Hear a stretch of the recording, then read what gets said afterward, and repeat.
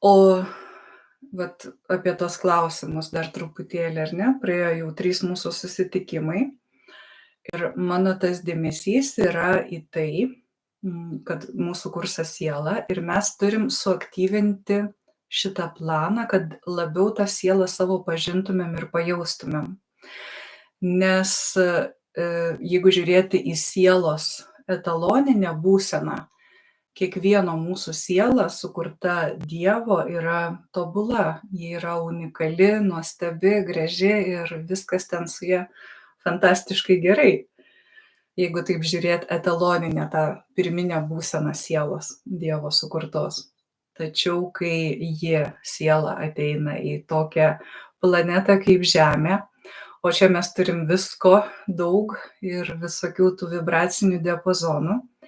Ir kai žmogus, siela ateina į fizinį kūną, patiria tuos skausmus, stresus, traumas, siela susiskliaudžia, užsidaro ir nustoja švytėti. Ir kai mes skiriam dėmesį į sielos planą, o mes visi žinom, kur mūsų dėmesys, ten teka energija, ten mūsų ta sąmonės šviesa, kaip prožektorius, apšviečia. Ir mes, kai tą dėmesį vis labiau kreipiam į sielos planą, mes jį aktyvinam ir jis taip labiau rodo, kokie ten yra tie susispaudimai, kokios ten yra tos problemos, kurias mes galim kažkiek pajudinti, kažkiek išspręsti, kad tie sielos laukai vėl švytėtų, pilnai išsiskleistų. Tai mes pradėjom mūsų kursą nuo to, kad truputėlį reiktų tam vidiniam vaikui vis suteikti dėmesio, energijos, tos sąmonės, savo šviesos, skirti laiko. Nes tas vidinis vaikas atsakingas už mūsų ieškojimus, atradimus, tą kūrybiškumą, tą išradingumą. Mums reikia, tai yra labai susijęs su sielos planu, pasižadinti tą norą patirti pasaulį kuo labiau, kuo plačiau. Kitas dalykas, kad mes tą sielą, kaip mūsų kūnui reikia fizinio maisto, taip sielai reikia meilės, energijos ir darėm praktiką Kristaus meilę, kad ją vėlgi pamaitinti tą sielą, kad jinai labiau atsibustų, kad jinai labiau išsiskleistų, kad jinai labiau duotų apie save žinoti. Ir taip pat truputėlį pakalbėjom apie tas magines programas, kurios gali ateiti iš praeities, iš mūsų praeitų įsikūnimų, iš mūsų praeitų gyvenimų ir protėvių, senelių gyvenimų kažkokie tie įspūdžiai. Apie tai pakalbėjom ir labai geri tie klausimai, o tai ką mes su tuo darom? Tai truputėlį dar išplėsiu kelias minutės, tai ką mes darom, kai mes atrandam, kad reikia ten su kažkuo dirbti, kad ten yra kažkokių problemų. Judinam tą sielos planą, skiriam savo dėmesį ir pradedam vis kažkokius dalykus iškelti į paviršių. Ir tai yra gerai, nes jie būna paslėpti ir suspausti, o nuo mūsų dėmesio jie pradeda kilti paviršių ir tada mes juos matom. Bet koks darbas prasideda, kai mes pamatom, atpažįstam ir sakom, dabar aš turiu su tuo kažką daryti. Ką daryti? Tai, ką mes darom per visas praktikas, tai yra skirti savo dėmesio, skirti tos meilės į tą traumuotą vietą, skirti tos šviesos, Dievo šviesos, kad galėtumėm tą traumą, tą programą transformuoti toje dieviškoje meilėje. Kitas dalykas, kai mes labai sukonkretinam koordinates, kada ir kas įvyko. Ir čia man toks atėjo pavyzdys, tarsi mes turėtumėm didžiulį namą, tame name koks 100 kambarių ir vienu metu jų visų sutvarkyti mums nepavyks. Mums reikia iš pradžių sutvarkyti vieną kambarį, paskui kitą, paskui trečią, palaipsniui, po truputėlį. Ir tas sukonkretinimas, pavyzdžiui, kažkokios problemos, ji kyla, kažką mums ten rodo ir mes pradedam kapstyti į ją vis arčiau, kad prieitumėm. Tiesiog išjausdami, ar tai yra mano vaikystės dalykai kažkokie pakilo, o gal tai yra mano protėvių dalykai pakilo, ar tai mano praeitų įsikūnijimų dalykai pakilo, už viso to stovi, kas šiandien man suteikia skausmą. Arba fizinė liga, arba kažkokią emocinę problemą, vat kažkas iškilo į paviršių ir aš kapstau. Ir kuo aš teisingai arčiau einu, tuo labiau į tai reaguoja mano kūno pojūčiai. Vat tiesiog kyla ta situacija, kyla tie dalykai, vat aš juos kapstau ir jeigu aš einu teisinga linkme, jie per kūno pojūčius, per karštį, per virpulius, per ašaras duoda žinot, kad aš kapstau teisingai, kad aš einu teisinga kryptimi. Ir taip kuo labiau prieinu prie tų koordinačių, vat pavyzdžiui, kad šita trauma įvyko, ten kažkokios netekties, mano ten tėvo linijoj, senelių. Ta prasme, va taip va, einu žingsnis po žingsnio į tas koordinates, kur tai atsitiko. Kuo aš arčiau prieinu, tuo labiau aš galiu, va tarsi to didžiulio namo kambarį sutvarkyti. Kuo labiau vat į tą vietą. Ir šiandien mes paliesim Akašų kronikas, kad dar labiau galėtumėm tas koordinates savo prieiti, dar tikslesnes jas padaryti. Nes kuo mes arčiau, tuo nuo to sutelkto savo sąmonės dėmesio konkrečiai į tą vietą, mes galim, va tarsi tas lazerio spindulys, eina mūsų sąmonės šviesa, kuri ir daro transformaciją. Kodėl žmonės eina pas visokius gyduolius, pas visokius ten dvasininkus? Nes tai yra žmonės, kurie daro dvasinę praktiką, ar tai maldą, meditaciją, ar kažkokią savo praktiką, rytą, vakarą, ir jie sukaupia tą savo dvasinę jėgą, kurią gali nukreipti į žmogaus skausmą, į žmogaus problemą, į žmogaus ligą. Jeigu savo namą mes ten tvarkom šepečiu su vandeniu ar kažkuo valom, tai tuos energetinius dalykus mes tvarkom ir gydom savo sąmonės šviesa, savo dvasinė energija, savo sukaupta meilės jėga. Ir kuo mes tiksliau įeinam į tą tašką, į tas koordinates, tuo labiau apšviečiam tai. Ir kai randam tą skaudamą vietą, pavyzdžiui, kažkas ten, paimkim pavyzdį, atsitiko kažkoks įsižeidimas, nes mane išdavė, nes mane paliko, nes kažkokia va tokia trauma. Ta trauma visų pirma yra kaip programa, kuri mano arba kūne, arba auroje, biolauke, pasidaro kaip gyvas darinys, kuris pulsuoja, kaip lemputė šviestų ir išskiria atitinkamą vibracinį dažnį, kuris pritraukia iš išorės situacijas, sukuria mūsų realybę. Ir kai mes pradedam žiūrėti, kad iš pradžių būna tas žmogus blogas, nes su manim taip pasielgė, bet kai mes pradedam sąmonėti, mes pradedam žiūrėti, kad tas skausmas yra manyje, gyvena manyje, va čia man skauda, va čia man yra blogai. Ir tada ieškom, o kada tai atsitiko pirminė priežastis ir pradedam į ją eiti. Ar tai vaikystėj mane kažkas ten paliko ar ne, pavyzdžiui, su tėvais kažkokia buvo situacija ir ta vaikystės trauma didelė. Ar tai yra kažkoks praeito įsikūnymo reikalas, kad, išduota, palikta, mes einam į tai ir tada galim su tuo kažką padaryti. Va tiesiog tas pavyzdys, kaip mes artėjom į tai. Ir kai mes priartėjom jau prie tų dalykų, mes tada labai sąmoningai tarsi tą programą, kuri gyvena mumyse, galim net išimti iš savęs ir atiduoti į Kūrėjo šviesą, sudeginti dvasinį ugnyje, kaip mes irgi esam darę tokią praktiką. Ir tada į tą vietą mes instaliuojam naują programą, kad aš esu mylima, aš esu saugi, gyvenimas manim rūpinasi, Dievas manim rūpinasi ir taip toliau. Tai yra sąmoningas darbas, kuriam reikia skirti laiko, bet tai veikia. Bet tas sąmonėjimo procesas ir yra, kad aš nustoju išorėje matyti dalykus kaip kaltininkus, ar ne, o ieškau viduj, kur yra tai, kas šviečia ir pritraukia iš išorės dalykus į mano gyvenimą. Ir tai vadinam tom programom, traumom ir taip toliau, visokiais prakeikimais, užkeikimais ir taip toliau. Ir mes juos tiesiog transformuojam su savo dėmesiu, su savo meile ir išsakydami taip pat ketinimą į tas programas, įsidiegdami į tą vietą tokias, kokių mums reikia.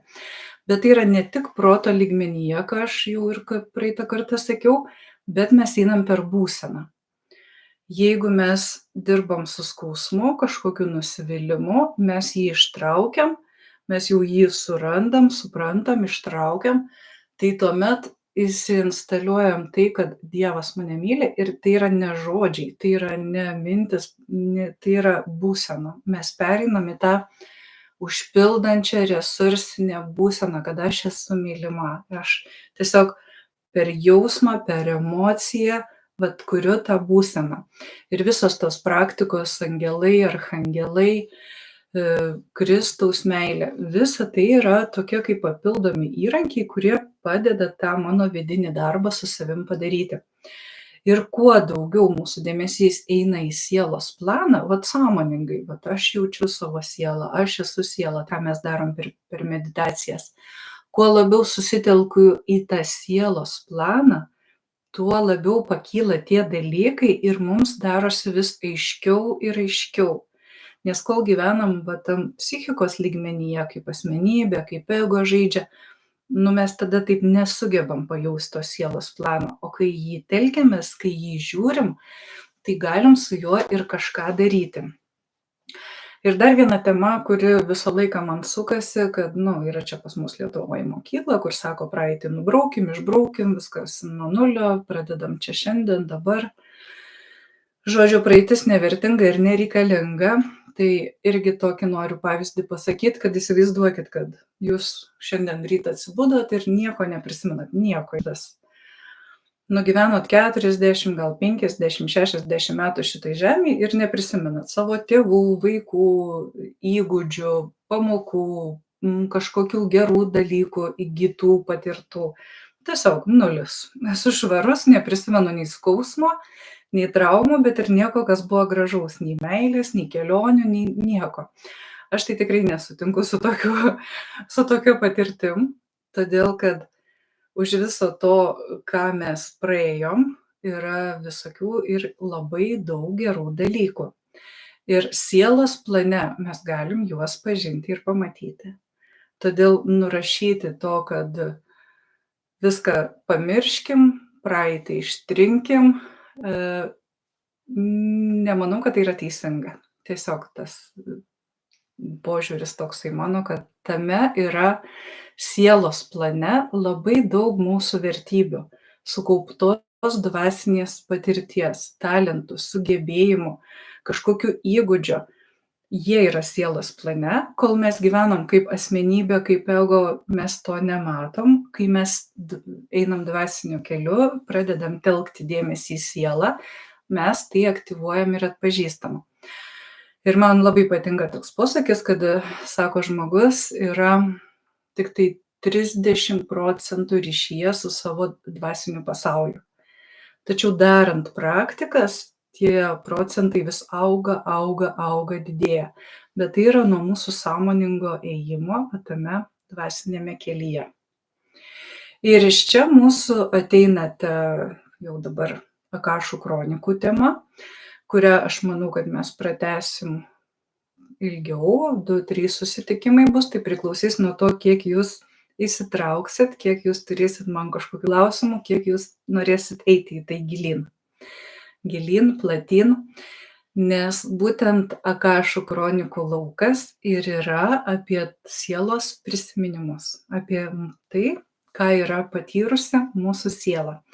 Bet ne visai galime sakyti, kad tai yra praeitis, nes mes žinom, kad tuose aukštesniuose lygmenyse, dimensijose, išmatavimuose laikas nelinijinis, nėra tai praeitis, dabartis, ateitis. Ten tas laikas yra kitoks, ten tiesiog apie mūsų tą sielos unikalumą ir išvis kaip, etaloninę tą, kur Dievo sukurta, nes mes skirtingi. Kiekvienas turim kažką labai tokio savo gražaus. Tai kol nepamiršau, iš karto dar noriu tokį pasiūlyti padaryti namų darbą.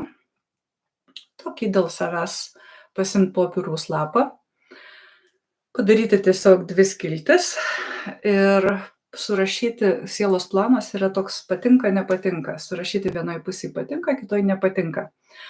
kas man patinka, kas man nepatinka, kas mane įkvepia, kas mane traukia. Nu, va tiesiog leistis į tokį, bet aišku, kai turėsi daugiau laiko, po kokios meditacijos vakare, kai vaikai miega, kai niekas netrukdo, leistis į tokius gylius, vat kas man patinka. Ir iš pradžių tai gali ateiti išvis kažkokios, nu,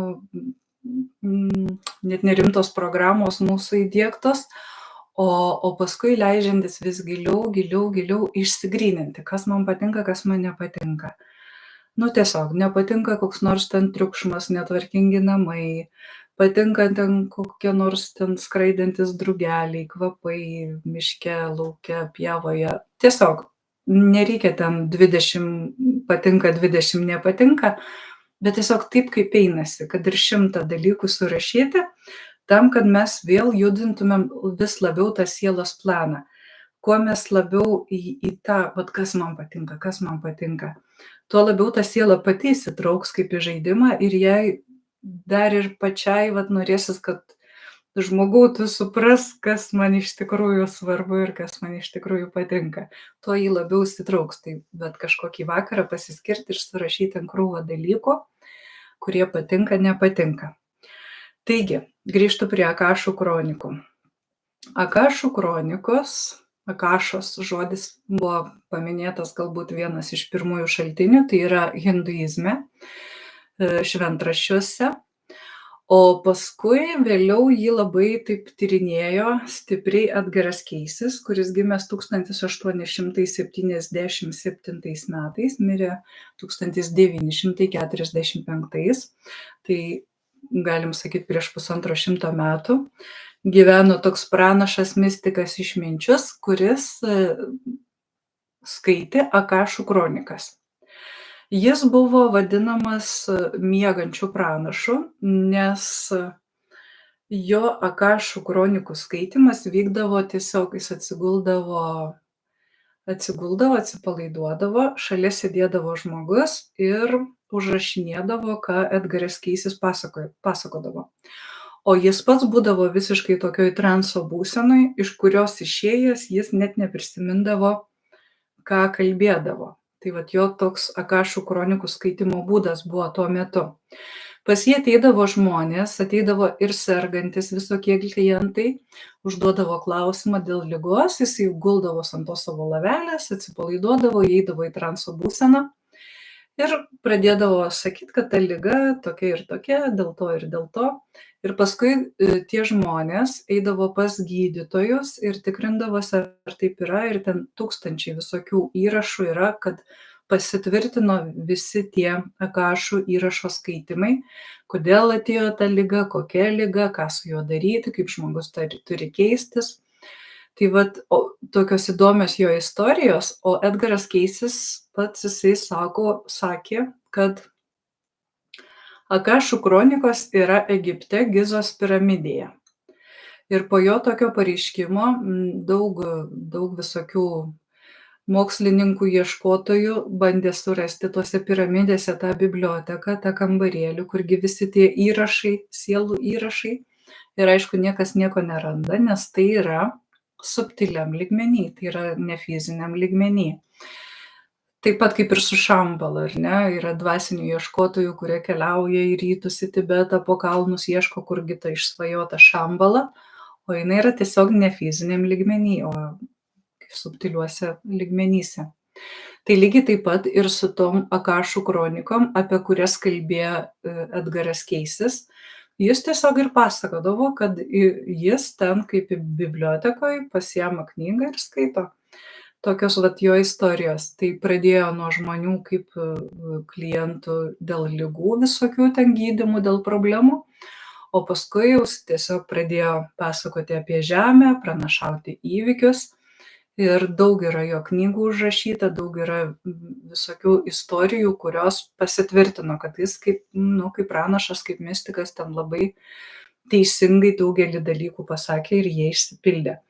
Tai visai įdomi tema pastudijuoti. Jeigu jums kada nors norėsis plačiau apie Akašų kronikas, tai aš rekomenduoju paskaityti būtent šituos senuosius autorius, tai yra Edgaras Keisis, tai yra Blavatskaja, tai yra Rudolfas Steineris ir Linda Howe. Tai yra tokie pagrindiniai, kurie tokia jau klasika, kurie rašė apie Akašų kronikas. Ir aišku, Lee Carrollas, kur per Krajoną gauna informaciją, jis taip pat kalbėjo apie Akašų kronikas. Tai yra tiesiog informacinė bazė, duomenų bazė apie Žemę. Ne apie kitas planetas, o apie sielų patirtis šioje planetoje, šioje Žemėje. Vėliau vat iš Lee Carroll atėjo informacija apie Akašų kronikas, ne visai taip pat, kaip Edgaras Keisis kalbėjo. Krajono perduota informacija yra tokia, kad žmogus kiekvienas savyje turi savo Akašų kronikas. Ir tai yra tiesiog kristalas, sielos kristalas, kuriame įrašyta visa informacija apie čia, šioje planetoje buvusius, būsimus, esamus gyvenimus. Ir kad žmogui realiai niekur net nereikia keliauti, tai yra tiesiog aukštesnėse vibracijose turėti rezonansą, nustatyti tą savo sąmonės žvilgsnį į Akašų kronikas ir iš ten mes galime vis daugiau turėti informacijos apie savo sielos planą, apie jos unikalumą, apie jos talentus, sugebėjimus, apie jos visokius svarbius, gražius dalykus. Tai, ką mes ir su jumis darysime.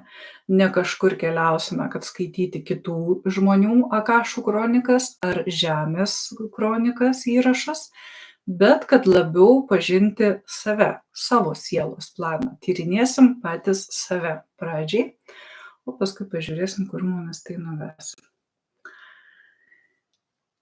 Taip. Ir dar truputėlį apie tą kvantinę fiziką. Kad suprasti tos Akašų kronikos, kokiam yra vibraciniam dažnyje. Praeitą užsiėmimą mes kalbėjom apie vibracinį dažnį emocijų, žmogaus emocijų.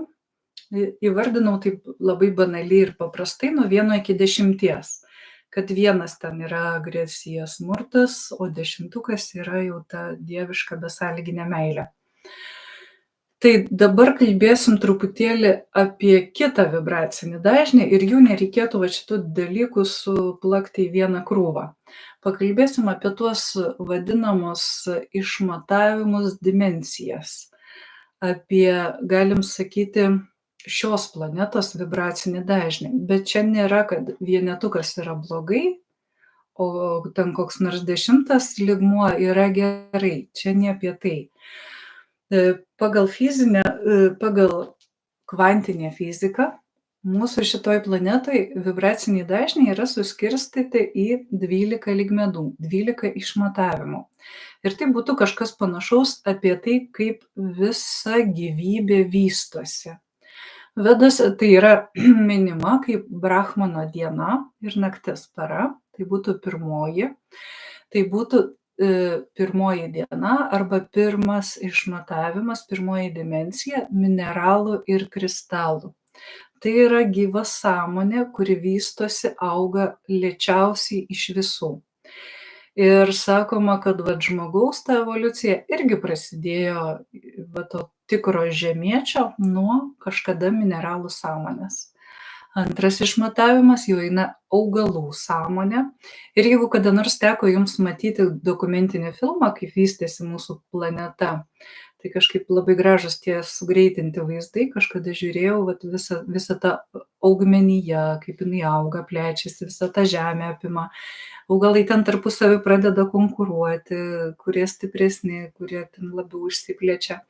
Ir toks sugreitintas visas tas žemės vystymasis, kaip paskui gyvūnai atsiranda, jau trečiasis išmatavimas, kaip visa ta mūsų žemė vystosi. Labai įdomu tą dokumentiką pažiūrėti. Taigi grįžtu prie kvantinės fizikos. Jeigu trečiasis išmatavimas jau yra gyvūnų sąmonė, čia galim netgi ir priskirti kai kurių žmonių, kurie yra labai primityvūs ir viskas yra tik tai apie išgyvenimo lygį, pasidauginti, pavalgyti ar ne. Ir ketvirtas jau yra žmogus. Žmogus, kuris jau mąsto, kuria, daro kažkokius dalykus, tai yra mentalinis laukas aktyvus, astralinis laukas. Ir dažnai irgi pasakau, kad kai mes domimės ten mokslu, ezoterika, tokia numerologijos, astrologijos, psichologijos lygmenyje. Tai vat čia mes gilinamės į tą ketvirtą išmatavimą, jo galimybes, vat astralinės visokias kelionės, esybės, būtybės, magijos. Žmonės labai, labai daug į tą dėmesį yra sutelkę. Tai čia yra ketvirtas išmatavimas. Toliau, kai kalbam apie penktą sąmonės lygį išmatavimą penktą, tai jau kalbam apie šviesos kūną, kristalinį kūną, apie meilę. Ir šitam kurse žmonės prisitraukia pagrinde vat apie tą penktą išmatavimą, kurie yra, nes mūsų pagrindinės temos yra apie meilę, apie tą kūrėjo meilę, kad užsipildyti ją, kad per save tą meilę į pasaulį nešti. Mes neieškom, kur kas kokį prakeikimą uždėjo, kad jam atkeršyti atgal kažką padaryti. Ne, mes žiūrim į tai, kaip su meilės jėga užsipildyti ir visus tuos negatyvumus, juos tiesiog transformuoti. Taigi, penktas tai yra šviesos kūnas ir praeitam kurse apie jį kalbėjom. Jisai aktyvuojasi mūsų sąmonėj kylant, plečiantis, kai prasideda tos dieviškos meilės temos. Ne apie aistrą kalbu, bet apie jau tą širdies meilę, dievišką meilę. Toliau šeštas lygmuo yra akašų kronikos. Tai yra visai netoli, jeigu žmogaus sąmonė yra penktam išmatavime, šeštas yra visai netoli, kad galime skaityti akašų kronikas. Septintas lygmuo yra angelai, pakylėtieji mokytojai, dvasiniai mokytojai, aštuntas yra archangelai, devintas, 12 yra pusdieviai ir dievai. Ir jeigu dar aukščiau pažiūrėti, tai jau yra kūrėjas absoliutas, kuris sukūrė visą būtį. Tai toks yra kvantinės fizikos toks sutarimas. Tai žmogus gali skaityti informaciją dviem lygiais aukštesnė už save. Jeigu žmogus yra ketvirtam sąmonės lygmenyje, jam gali ateiti suvokimai iš penkto lygmens ir iš šešto lygmens. Jeigu žmogaus sąmonės lygmuo yra penktas, kaip aš manau, kad mūsų didžioji grupės dalis yra, tai mes galime nuskaityti informaciją iš šešto lygmens ir septinto angelų ir mokytojų. Jeigu jau pilnai įsitvirtinsim šeštam lygmenyje, tada ir su archangelais tas ryšys yra geras. Tik tai priminsiu, kad tas sąmonės lygmuo, mes jį galim pakilti, nusileisti, o gyvenam visgi Žemė yra fizinis kūnas, tai yra trečias, ketvirtas, kur mes dabar esam šį momentą ir todėl va čia yra tas visas dualumas, tamsa šviesa, Dievas velnias, gyvenimas mirtis, tai to reikia nepamiršti, kad mūsų sąmonė gali pakilti į aukštesnius lygmenis, į visos besąlyginės meilės rautus, tačiau lygiai taip pat šitam gyvenime gali atsitikti ir tokių dalykų, kad esam tame dualume visokių ir negatyvių. Todėl turim neprarasti to adekvataus blaivaus proto ir tiesiog, kai reikia, pamedituojam, pasidarom kažkokius dalykus, o paskui esam budrus, nes gyvenam tikrai dualiam pasauly, kuriame vyksta visko. Taigi, akašų kronikos. Šiandien mes padarysim praktiką, mes keliausim į akašų kronikas, kad patirti jų tą vibracinį dažnį. Ir šiandien mes kažkur ten po praeitus kažkokius įsikūnijimus nekeliausim, mes tiesiog įeisim, kad labiau patirti tą savo sielos kristalą sukauptą informaciją, kad būtent susiderinti su tuo šeštuoju išmatavimu ir patirti, kaip aš jį jaučiu, kaip aš jį matau, kas su manim vyksta kitaip, kai aš įeinu į tas akašų kronikas, į tą vadinamą lygmenį.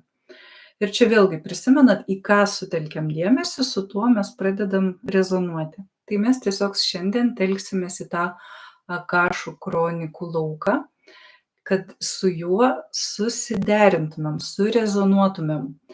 Ir visa ta informacija, jinai šiandien tokia bus labiau apie tai, kad kokia ta mano siela, koks tas mano sielos kristalas, koks jos unikalumas, kokios pagrindinės savybės, kaip aš tai jaučiu, kaip tai man atrodo, jeigu eina vaizdiniais, o jeigu ne vaizdiniais, tai pojūčiais ir tiesiog žinojimu, tiesiog supratimu.